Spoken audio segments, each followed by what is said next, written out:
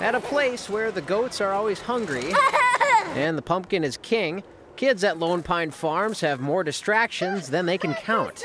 I see a lot of orange. Orange is easy to spot along River Road north of Eugene.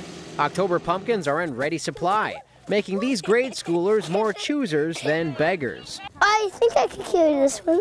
Get them out of the classroom and you get to watch them play and have fun, and you get to interact with them. And there's plenty to see and do at this Junction City farm, including one of the largest corn mazes in the state. There's not just for children anymore or teenagers anymore. We're really finding that it's a really wide group of people are coming out.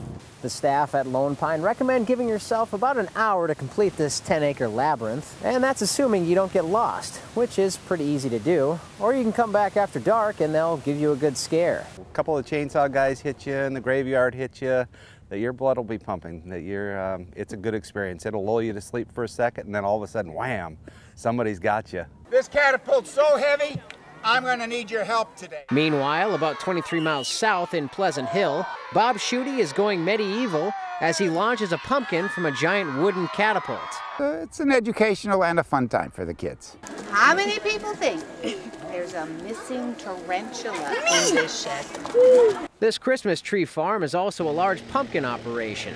Best of all, the Schuttes guarantee that nobody leaves this place empty-handed. My favorite question to everybody as they leave is, did they get a good workout today?